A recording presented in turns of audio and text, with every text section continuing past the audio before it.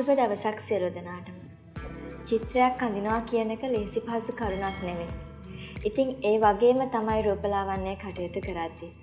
ඉතින් මේ රූපලාවන්‍ය කටයුතු කරද්දී බොහෝම පරිස්සමෙන් කරන්න ඕනේ. ඒ කෙනාව ඒ විදිහටම තියන්න ඕනේ. ඉතින් ඒ ශිල්පයක් කිසිම කෙනෙක්ට ලේසියට පිහිටන්නේ නැති ශිල්පයක්. ඉතින් එහෙම ශිල්පය පිහිටපු සිනමා, නාට්‍ය, අංග රචන, රූපලාවන්‍ය ශිල්පියෙක් ගැන අපි අද කතා කරන්න යන්නේ. ඉතින් ඔහු නමින් සමුද්‍ර සිතුරුවන්. ආයුබෝවන්. ආයුබෝවන්. කවුද මේ සමුද්‍ර කියන්නේ? සමුද්‍ර කියන්නේ සිනමාව, ටෙලිනාට්‍ය, වේදිකාව. ආරම්භක වශයෙන් රූපලාවන්‍ය ශිල්පියෙක් වශයෙන් වසර 12කදී මට වසර 12ක් වගේ, ඒ කියන්නේ මම 8 වසර. මම මුලින්ම මනමාලි කන්දනකොට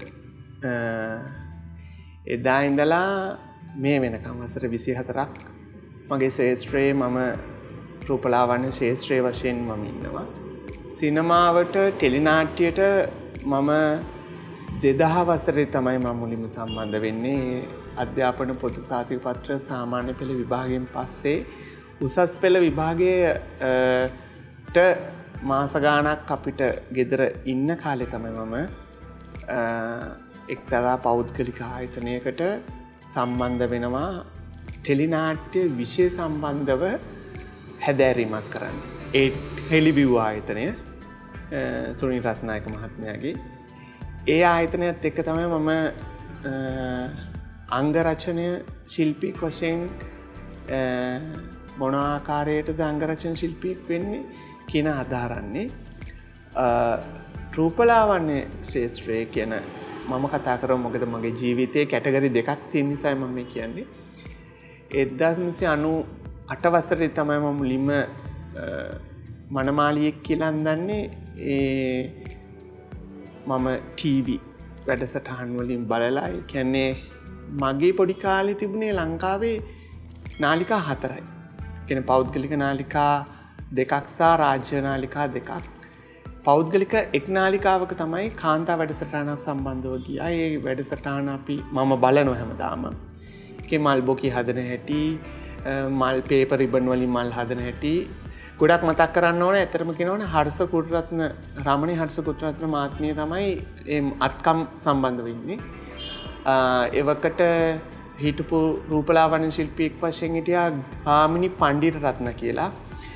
එයා තමයි එවකට ලංකාවේ ජනප්‍රිය සහ ප්‍රවීණම රූපලාවන්‍ය ශිල්පියෙක් නේ. ඔහු අද නැහැ ජීවිතුන් අතර. ඔහුගේ වැඩසටහනකට ගියා මනමාලියෙක් හැඩ ගන්නන විදිය, මේකප් එකක් කරන විදිය මං ඒව හොඳට බලන් හිටියා. එනකොට මට ඔහු කරන කිසිම මේකප් බඩුවක් මගේ ළඟ තිබ්බේ නෑ. ඒ මේකප් අයිටම් එකක්, ඒ පෙන්සිල් එකක්, ඒ බ්‍රෂ් එකක් මුකුත් තිබ්බේ නෑ. ඒත් මගේ අපේ අම්මා භාවිතා කරපු බඩු වගේක් තිබුණා. මං ඒව තමයි මුල් කාලේ මම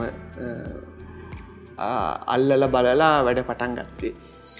ඒත් මම 1998 වසරේ ප්‍රවීණ රූපලාවන්‍ය ශිල්පී හැරිස් විජේසිංහ මහත්මයා වර්ක්ෂොප් එකක් කරා කොළඹ. නවලිය පත්තරේ තමයි අනුග්‍රහය දක්වලා තිබුණේ. නවලිය පත්‍රයෙන් තමයි කරේ. ඒකේ කූපන් පතක් පුරවලා තමයි මම ඇහුවේ. ඒකෙන් මටත් ආව අවස්ථාව මම හිතන්නේ අද ලංකාවේ ඉන්න ධනංජය බණ්ඩාර රූපලාවන්‍ය ශිල්පියෙක් වශයෙන් මතක් කරොත් මේ කැටගරි කිරන්, ඔය කට්ටිය මං හිතන්නේ සුමුදු වසන්ත, ඔය කට්ටිය හිටියා ඒ වර්ක්ෂොප් එකේ. හැරිස් විජේසිංහ මහත්මයාගේ වර්ක්ෂොප් එකේදී මට හැඩ ගන්වන්න මනමාලික් අරන් යන්න ඕනේ. ඒකට අනිවාර්යෙන් අරන් යන්න ඕනේ. එයාගේ වර්ක්ෂොප් එක එයා කියලා දෙනවා. ඉතින් මට වයස අවුරුදු 8යි. මට වඩා වැඩිමල් හැබැයි ධනංජය, සුමුදු මට වඩා වැඩිමල් අවුරුදු 2-3කින් වගේ. එයාලත් ගිහලා හිටියා. එයාලත් මනමාලිව අරන් ගිහලා හිටියා. මගේ පළවෙනි දැන් මට අරන් යන්න මනමාලික් නෑ. මොකද මට ටිකක් මම එතකොට 8 වසර නෑදෑයෙක්වත් එන්නේ නෑ ඇත්තටම මේ මණ්ඩපන්ට. ඒ මොහොතේදී මනමාලියෙක් වෙන්න, හැඩ ගන්වන්න අහල පළ කෙනෙක්වත් එන්නේ. ඉතින් මට ওই වැඩසටහනට යන්න කෙනෙක් නෑ ඇත්තටම. ආවේ අම්මා. අම්මා තමයි මගේ පළවෙනි නිරූපිකාව වෙන්නේ. ඒ වෙලේ මං අම්මට කතා කරා අම්මා ආවේ. අද අම්මා කොහේ හරි ඉඳලා බලන්න හිටියේ. අම්මාද කොහේ හරි ඉඳලා බලන් ඇති. මගේ පළවෙනි නිරූපිකාව අද මම මනමාලි 11000ක් මම වෙනකොට අඩගන්වලා තියෙන මගේ ශාස්ත්‍රය තුල මගේ පළවෙනි මනමාලි මම 1999 තමයි පළවෙනි මනමාලි මම හැඩගන්වන්නේ. ඇයගේ දුව ලබන අවුරුද්දේ මැයි 24 වෙනිදා බඳුන මම මේ වෙනකොට ඇනෝම් බාර දීලා තියෙනවා මට. ඇනෝම් බාර දුන්නත් මම අර ඇනෝමක් ගන්න ඕන නිසා මම රුපියල් 1500ක මුදලක් විතරයි මම එයාගෙන් ගත්තේ. මං අම්මා තමයි පළවෙනි මනමාලි මගේ මුදලක් අරගෙන මං කරපු පළවෙනි මනමාලි. ඒ නිසා මං දුවගේ වෙඩින් එක මම නොමිලේ කරලා දෙන්නේ මේ වෙනකොට. ඉතින්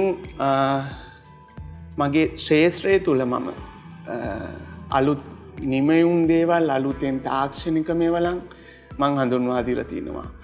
ඒ වගේම ඒ වර්ක්ෂොප් එකේ හැරිස් විජේසිංහ මහත්මයාගේ 99 ඒ වර්ක්ෂොප් එකත් එක්ක මං අද වෙනකොට මගේ ශාස්ත්‍රයේ මං ලොකු ගමනක් මං ඇවිල්ලා තියෙනවා. 8 වසර. 8 වසරදී කියන්නේ ඉතාමත් කුඩා දරුවෙක්. එතකොට ඉතින් ඒ වයසේදී පොඩි ළමයි හොයන්නේ සෙල්ලම් බඩු. විශේෂයෙන්ම පිරිමි ළමයි. පිරිමි ළමෙක් හොයන්නේ කාර් එකක්, බයිසිකලයක්, ඒ වගේ දෙයක් කරන් මොන හරි කරලා ඒ දේ කඩලා දාන්න. එතකොට ඔබ ඒ පැත්තත් එක්ක බැලුවොත් හාත්පසින්ම වෙනස්. ඔබ ගිහිලා තියෙන්නේ නිරූපණ ශාස්ත්‍රයට. ගෑල් ළමෙක් ඒ පැත්තට ගියාම අපිට ටිකක් පුදුම වෙන කාරණා නෙමෙයි. නමුත් අපිට පුදුම හිතෙන කාරණේ තමයි ඔබ නිරූපණ ශාස්ත්‍රයට පොඩි වයසේම ගිහින් තිනවා. ඒකට අම්මත් උදව් කරලා තියෙනවා. එතකොට ඒ පිළිබඳව පොඩ්ඩක් අපිට විස්තරයක් කිව්වොත් ඇයි ඔබ එහෙම ඒ පැත්තට යොමු වුනේ කියන කාරණේ? ඔව්. මම දැනුවත්ව අපේ පරම්පරාවේ කිසිම කෙනෙක් රූපලාවන්‍ය ශාස්ත්‍රයට සම්බන්ධ නැහැ. මගේ තාත්තගේ පැත්තේ කිසිම කෙනෙකුත් නැහැ. අම්මගේ පැත්තේ කිසිම කෙනෙකුත් නැහැ. හැබැයි අම්මගේ පැත්තේ කලාවට සම්බන්ධ අය ඉන්නවා. මගේ ලොකු මාමත් කලාවට සම්බන්ධයි. අපේ අම්මගේ පැත්තේ කීප දෙනෙක් ඉන්නවා වේදිකා නාට්‍යයේ මෙම සාමාන්‍යයෙන් කලාවට සම්බන්ධ අය ඉන්නේ.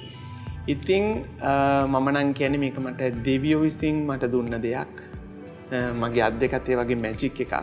ඒ කියන්නේ මගෙන් කෙනෙක් මේකප් එකක් වුණොත් ආයිත් ඒ පුද්ගලයා ආයිත් තව රූපලාවන්‍ය ශිල්පියෙක්, අංගරචන ශිල්පියෙක් අරන් යන්නේ. තව අංගරචන ශිල්පියෙක් හරි රූපලාවන්‍ය ශිල්පියෙක් ළඟින් මාව මග හැරලා වෙන කෙනෙක් ළඟට යන්නේ වෙන වරප්‍රසාදයක් මත. ඒ හැරුණුකොට මගේ ළඟට ඇවිල්ලා මගේ ටේබල් එකේ ටේබල් එක ඉස්සරහා පුටුවේ වාඩිගෙන මගේ අතින් මේකප් එකක් කරගත්තොත් ඕනම වයසක කෙනෙක් මම ඒක අභියෝගයක් කරනවා. ඕනම කෙනෙක් මගේ ළඟට ආවොත් ඒ පුද්ගලයා මාවත් අරින්නේ. ඒක දෙයියෝ මට දුන්න තෑග්ගක් මේක. මම පොඩි කාලේ ඉඳලම බහ තෝරන කාලයක් නෙවෙයි. 8 වසර කියලා කියන්නේ 7 වසර 8 වසර කියන්නේ ඇත්තටම කියනවා නම් සාමාන්‍ය පෙළට රෙඩි වෙන කාලයක් නෙමෙයි. ඒ වකවානු කියන්නේ. ඉතින් මම මගේ ශාස්ත්‍රය තුල මම ඒ කාලෙත් මම රූපලාවන්‍ය චිත්‍ර කලාව ඒ කලාව මම මම පාසල් යන කාලේ මම චිත්‍රත් කරා. චිත්‍රවලටත් මට වැඩි ලකුණු තියෙනවා. මම මොනවා හරි චිත්‍රයක් මොනවා හරි ආර්ට් එකක් කරොත් ඒකේ මේ චිත්‍ර මගේ මාස්ටර් කෙනෙක් මේකේ මොකක් හරි හෑන්ඩ් පේන්ට් එකේ මොකක් හරි එකක් තියෙනවා වගේ. මේකේ ආර්ට් එකක් තියෙනවා. මේක ලස්සන නෑ. හැබැයි ආර්ට් එකක් තියෙනවා. එහෙම කියලා දෙන්නේ. මගේ වයසත් එක්ක මම අඳින චිත්‍ර කැතයි. හැබැයි ඒකේ ආර්ට් එකක් තියෙනවා. ඉතින් අපි කෙනෙක්ගේ මූණක් අපි මේකප් එකක් කරනවා කියලා කියන්නේ ඒක ආර්ට් එකක්. වයිට් ඩ්‍රොයින් එකක අපි මුකුත්ම නැති වයිට් ඩ්‍රොයින් එකක ඉරියැඳලා අපි චිත්‍රයක් මවනවා වගේ තමයි මේ ප්ලැට් මූණ අපි 3D කරන්නේ. අද වර්තමානයේ එයා බ්‍රෂ් මේකප් එක කියන එක මම 2008 වසරේදී මම මනමාලියන්ට හඳුන්වා දුන්නේ කෙනෙක්. සෑහෙන දැන් අද එක හැමෝම ට්‍රෙන්ඩ් එකක් කරගත්තට මුලින්ම 2008 වසරේ මම මුලින්ම මනමාලියට ලංකාවට මේක හරියනවද මේක මනමාලියට හරියනවද කියන එක මම මුලින්ම කරේ. ඉතින් අද වෙනකොට අනිත් අය කරනවට වඩා මගේ වෙනම කලාවක් ඒක. ඒක මම කරන්න වෙනස් විදියට. ඒක හැමෝම කරන විදියටවත් කාටවත් කරන්න විදියටවත් මට කාටවත් කොපි කරන්නවත් බෑ මං කරන ආර්ට් එක. මං කියලා දෙනවා. හැබැයි කියලා දුන්නට ඒක කොපි කරන්න බෑ.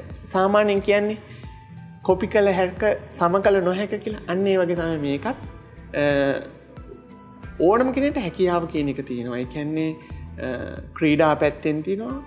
ඒකත් මං කියන සහජ හැකියාව. දැන් මට දුවන්න බෑ. මට රගර් ක්‍රීඩාව කරන්න බෑ. හැබැයි මට හොඳට අඳින්න පුළුවන්. මට චිත්‍ර මවන්න පුළුවන්. මූණක් මවන්න පුළුවන්. මැජික් එකක් විදිහට මට කෙනෙක්ව මේ එළියට දාන්න පුළුවන් මොන විදිහකට හරි. හැබැයි රගර් කරන එක්කෙනාට ස්පෝර්ට් කරන එක්කෙනාට ඒ දේ කරන්න බෑ. අන්න එක තමයි කියන්නේ දැන් ඔයා මට පොඩි කාලේ ඉඳන් මේ වගේ ප්‍රශ්නයක් ඇහුවේ පොඩි කාලේ මේ ඒ අයට ඒක හැකියාවල් උප්පැත්තින් එන්නේ. හැබැයි මේ වගේ හැකියාවල් දෙයියෝ විසින් දෙන දේවල්. ඒක තව කෙනෙක්ට ඒක මවන්න බෑ. අපි දැන් ක්‍රීඩාව මොකක් හරි එකක් අපි කියන්න පුළුවන්. ගෙවල් වලින් කියනවා ක්‍රීඩාවෙන් යන්න. මේකෙන් යන්න. මේක මට කාරුත් කිව්වේ නෑනේ. මට මේ ශ්‍රේෂ්ඨයෙන් යන්න මේකෙන් යන්න දෙමාපියෝ කිව්වෙත් නෑ මට.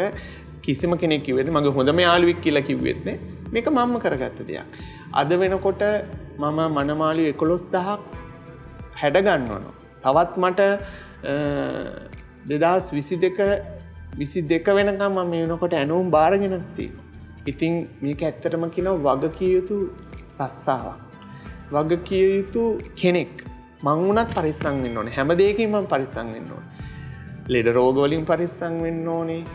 වෘත්ති මට්ටමින් පරිස්සම් වෙන්න ඕනේ. ඒ වගේම අවුරුදු 24ක් අරගෙන ආපු ඒ කීර්ති නාමයත් අපි රැක ගන්න ඕනේ. ඒක හරි අමාරුයි. අපේ ශාස්ත්‍රය තුල ඔබට අපිට කාටත් අහන්න ලැබෙන දේවල් අද වර්තමානයේ මේ ශාස්ත්‍රය තුල සෑහෙන ප්‍රශ්න තියෙනවා. ඒත් තමන්ගේ ක්වොලිටිය මේන්ටේන් කරගෙන මේ ශාස්ත්‍රය යන්න පුළුවන් නම් ඒ පුද්ගලයා තමයි සාර්ථකම පුද්ගලයා. මං හිතනවා මේ ශාස්ත්‍රයේ මම එක්තරා සාර්ථක පුද්ගලෙක් කියලා. ඔබ ලබාගත් සම්මාන පදක්කම් ඒ පිළිබඳව පොඩි විස්තරයක් කිව්වොත්. ඔව් සම්මාන වලට වඩා ලැබිලා තින්නේ අවමාන. ඒ කියන්නේ කෙනෙක් සාමාන්‍ය මේ ශාස්ත්‍රය තුල රැඳෙනකොට කියන්න දෙයක් නැත්නම් වැරද්දක් වැරද්දක් හරි හොයනවනේ. ඉතින් මගේ වැරද්දක් ඇත්තටම නෑ. අහලත් නෑ. ඒ නිකන් හරි වැරද්දක් අහනවා. එයාත් මේ වෙන්නේ ඇති. එයාටත් මෙහෙම ඇති. එයාත් මෙහෙම කරනවා ඇති. අන්න ඒ වගේ අපි නිකන් හිතන්නේ කරනවා ඇති. ඇති කියන්නේ ඒක විශ්වසනීය නෑ ඒ වචනේ උනා. ඒ වගේ දේවල් තියෙනවා. සාමාන්‍යයෙන් සම්මාන වශයෙන් මම නොමිනේට් වෙලා තිනවා සුමති සම්මාන උළෙලට 2010-11 රයිගම් සම්මාන උළෙලවල් එකකට නොමිනේට් වෙලා තිනවා. උණ්ඩා සම්මාන සරසවි සම්මාන එකකට මම නොමිනේට් වෙලා ඉන්නවා මගේ ශාස්ත්‍රය තුල. සම්මාන ලැබිලා නැහැ. නොමිනේට් වෙනවා කියන සම්මානයක්. ඉතින් ඒකට මම සතුටු වෙනවා. මම සිනමාව ටෙලිනාට්‍යයෙන් ඇත්තටම මම සමුගන්න හේතුව මට පේමන්ට්ස් නොලැබීම. ඒ කියන්නේ මුදල් ලැබෙන මම ජීවත් වෙන්නේ මේකේ. මගේ වෘත්තිය මේක. සල්ලි ඕන කාටවත් ජීවත් වෙන්න. ඉතින් අන්ත තමයි මම මේකෙන් අයින් වෙන්නේ. ඒ වගේම සම්මානයක් වශයෙන් මට හම්බෙලා තියෙනවා මම දකුණු ආසියාවේ බෙස්ට් මේකප් ආටිස්ට් 2015 වසරේ ඒ ලෝක විවාහක රූරජිනියන් තරඟාවලියකට සහභාගී වෙලා ආම්බු ලෙස තමයි තරඟාවලියේ මේකප් වලට තෝරනවයි කියලා දැනගන්න ලැබුණේ. ඒ රටට මැලේසියාවට ගිහිල්ලා ඒ තරඟාවලියට සහභාගී වුණාට පස්සේ ෆයිනල් එකේදී තමයි කිව්වේ මේකප් ආටිස්ට්ගේ නම දෙන්න අපි මේකේ බෙස්ට් මේකප් ආටිස්ට් තෝරනවා කියලා. ඒක තමයි දකුණු ආසියාවේ. රටවල් 24ක් විතර හිටියා. පැජන්ට් එකට බියුටිෂියන්ලත් මං හිතන්නේ 24කට වඩා හිටියා. ඉතින් ලංකාවට සම්මානේ සහතිකයක් හරි අපි අරන් ආවා. ඉතින් ලංකාව ගැන එතෙන්දී මම සතුටු වෙනවා. ඉතින් ඉන්න 24 දෙනෙක්ගේ අතරකින් රටවල් වලින් ලංකාවේ නෙමෙයි රටවල් වලින් ඉතින් බෙස්ට් මේකප් ආටිස්ට් 2015 දී දකුණු ආසියාවේ මට ඒක ලැබිච්චා. ඒක. ඊට පස්සේ මම ගිය අවුරුද්දේ 2019 තායිලන්ඩ් බැංකොක් වල මම ග්‍රැජුවේට් ආරම්භ කරා. දැන් ග්‍රැජුවේට් වෙනවා. මම මේ වෙනකොට ශ්‍රේෂ්ත්‍රය තුළ අලුත් නිපැයුම් අලුත් තාක්ෂණික මේවලම් මම ආරම්භ කළා තියෙනවා. ඉතින් මට සතුටු වෙන්න පුළුවන් මගේ වෘත්තිය තුළ මම මේ වෙනකොට ආපු ගමන් මඟ මේ වෙනකොට මම අරන් ආපු දේවල් අලුත් නිර්මාණය කරපු දේවල්. හැබැයි මම මේ ශ්‍රේෂ්ත්‍රය තුළ මම අඬබෙර ගාගෙන අන් අයට වඩා ඉහළට යන්න මගේ කිසිම උවමනාවක් නැහැ. මම හිමින් ගමනක්. හැබැයි යන ගමන මම සාර්ථක ගමන. මාව හැබැයි කඩන් වැටෙන ගමනක් නෙමෙයි. මේක හොඳ ගමන. ඔබ මේ ශාස්ත්‍රය ගැන මොකක්ද හිතන්නේ? මොන වගේ හැඟීමක්ද මේ ශාස්ත්‍රය ගැන ඇති වෙන්නේ? අපේ ශාස්ත්‍රය ගැන මෙහෙමයි. මගේ ශාස්ත්‍රයේ ඉතින් රූපලාවන්‍ය සහ සිනමාව ටෙලිනාට්‍ය. ශාස්ත්‍ර තුනකට මේක බෙදෙනවා. එකක් රූපලාවන්‍ය ශාස්ත්‍රය, වෙන සිනමාව ටෙලිනාට්‍ය. මම රූපලාවන්‍ය ශාස්ත්‍රය ගැන කතා කරන්න කලින් මම සිනමාව ටෙලිනාට්‍ය කියලා ඉවර කරන්නම්. සිනමාව ටෙලිනාට්‍ය මම 2006 පටන් ගත්තේ. සිනමාවට ටෙලිනාට්‍යට මං ආවේ. පළවෙනි ටෙලිනාට්‍ය උනේත් මගේ නේත්‍රාංජලි ජාතික රූපාන්තරම විකාශ වුණේ. ඒ ටෙලිනාට්‍ය ඉඳලා අවසානෙටම ටෙලිනාට්‍ය තමයි මම හේඩි. මෙත් ඒ ඉඳලා මේ වෙනකන් මම ටෙලිනාට්‍ය 25කට වඩා මම වැඩ කරලා තියෙනවා. මට අවසාන ටෙලිනාට්‍යයේ ප්‍රොඩියුසර් හැරෙන්න ඉන් පෙර සීලුම නිෂ්පාදකවරු ගෙන් මට සල්ලි එන්න තියෙනවා. හැමදාම අවසාන දින 25 හෝ ෂෙඩියුල් එකක් හෝ ෂෙඩියුල් එක අවසානයේ හෝ මට මුදල් එන්න තියෙනවා. ඉතින් ඒ නිසා මම ගොඩක් දුර ටෙලිනාට්‍ය කලාව මම අයින් වුණා. සිනමාව වුණේ සිනමාවේදී ඒකත් ඒ වගේ තමයි. දවස් ගානට අපි වැඩ කරන්නේ. දවසකට හම්බෙන්නේ යම්කිසි මුදලක්. ඒ මුදලත් එක තමයි දවස් ගානේ අපි වැඩ කරන්නේ. ඉතින් ඒ වැඩ කරන දේවල් වලදී ඒකෙදී හම්බෙන මුදල් වලිනුත් අපිට සමහරట్లాට මුදල් භාගයට දෙන්නේ. ඊටු ටික චිත්‍රපටය හිරගතනය වෙනකොට නැත්නම් චිත්‍රපටය යන්න කලින් දෙන්නම් ඒකින පොරොන්දු පිට තමයි ඒ කරන්නේ. ඒ වෙනුනුත් ඇත්තටම අපිට මුදල් ලැබෙනවා අඩුයි. ඉතින් මුදල් නැතුව ඇත්තටම අපිට ජීවත් වෙන්න බෑ. මේ මගේ ශ්‍රේෂ්ත්‍රය, මේ මගේ වෘත්තිය, මේ මගේ ජීවන උපාය. ඉතින් මට මේක හැරෙන්න මට වෙන ජීවන උපායක් නැහැ. වෘත්තියක් නැහැ. ඉතින් වෘත්තියක් නැතුව ඉන්නකොට මට මුදල් ලැබෙන්නේ නැහැ. අඩුම ගානේ මට වැය වෙන මුදල මගේ ඇසිස්ටන්ට්ලාට ගෙවන්න තියෙන පඩිනඩි ඒ වුණත් ගෙවන්න බෑ. ඉතින් ඉඳන් මම සිනමාවෙන් මම සමුගත්තා. ඒ හන්ද මම සිනමාවෙන් සමුගත්තා 2015 වගේ කාලෙක මම සමුගත්තේ. ඉතින් මම සිනමාව ටෙලිනාට්‍ය වලින් මම අයින් වුණා ඊට පස්සේ. අවසානට කරේ ජූලි 7 චිත්‍රපටය. ඒකත් ලොකු කලකිරීමකින් තමයි මම අයින් වුණේ. අවසාන චිත්‍රපටය හිරගතේ තුනා දැන් මම දෙක රූපා නාලිකාවලත් විකාශනය වෙනවා. මට ඒකිනුත් ලොකු කලකිරීමක් වෙලා තමයි මම ඇත්තටම සිනමාවෙනුත් සමුගත්තේ. ඉතින් ඒ වගේ මගේ ශ්‍රේෂ්ත්‍රය තුල මම ඒ කරන වැඩ වලින් මම අයින් වුණා. රූපලාවන්‍ය ශාස්ත්‍රයේ තුල කතා කරොත් එම ඇත්තටම කියනවා නම් මගේ ශාස්ත්‍රය තුල ගොඩක් නළු නිලියෝ මගේ ළඟට එනවා. ඒ හිතවත්කමට මාව දන්න කියන අය. ඇවිල්ලා ඇත්තටම මම මගෙන් වැඩ කටයුතු කරගෙන යනවා. මම මේක සමස්තයක් හැමෝන්ටම නිමි කියන්නේ එක්තරා පිරිසකට විතරයි. බෝසෙන් මගෙන් අංගරචනය කටයුතු නොමිලේ කරගෙන යනවා. සමහරු සල්ලි දීලා කරගෙන යනවා. බෝසෙන් එන්නේ නොමිලේ කරන පරමාර්ථයෙන්. හැබැයි එයාලා අපිට කරගෙන ආවත් මම කරන සද්දාවෙන් මම වැඩේ කරනවා. මගේ මොකක්කෝ මාකටින් එකේ ප්‍රශ්නයක් හෝ මං කරන ඒගොල්ලන් ආශ්‍රය කරන එකේ ප්‍රශ්නයක් හෝ මොකක්ද කියන එක මම දන්නේ. කවදාවත් මාව එයාලා ප්‍රමෝෂන් කරනවා ඔවුන්ගේ පේජ්වල ෆේස්බුක් වල ඔහුගේ කිසිම වැඩසටහනවල මම කවදාවත් දකින්නේ. හැබැයි මම හැරුණුකොට වෙන කෙනෙක්ගේ එකකට කරොත් ඒක ලොකුවට ප්‍රමෝෂන් දාගෙන ඒ සම්බන්ධව කතා කරගෙන ඒ හැමදේම කරනවා. ඉතින් මම දන්නේ ඒක මගේ වැරද්දක්ද එයාලාගේ වැරද්දක්ද නැත්නම් එයාලා මේම දාන්න කියලා බල කරනවද එහෙම කියලා මම දන්නේ. ඉතින් ඒ වගේ මම ශ්‍රේෂ්ඨයට ගොඩක් නිරූපණ ශාස්ත්‍රයටත් අලුතෙන් කට්ටිය ගෑන් ළමයිව පිරි ළමයිව ඕන් තරම් මං හඳුන්වා දීලා තියෙනවා. නළුවන්ව අද ජනප්‍රිය නළුවෝ වෙලා ඉන්නවා. ජනප්‍රිය නළුවෝ කිහිප දෙනෙක් මම මේ ශ්‍රේෂ්ඨයට හඳුන්වලා දීලා තිනවා ප්‍රොඩියුසර්ස්ලා හරහා සහ වෙන වෙන දේවල්. ඒ කිසිදු දිනයක එයාලා පත්තරයකවත් ටී වැඩසටහනකවත් මට මුලින්ම වැඩකට කතා කරේ මට මුලින්ම වැඩකට එන්න මේ ශ්‍රේෂ්ඨයට මුලින්ම අත දුන්නේ සමුද්‍ර අයියා කියලා කියනවා. මං අද වෙනකන් අහලා නැහැ. හැබැයි කොයිදී හරි දැක්කොත් මූණට නම් කියනවා මාව ශ්‍රේෂ්ඨයට ගත්තේ සමුද්‍ර කියන එක. ඒක මගේ මූණට පමණයි.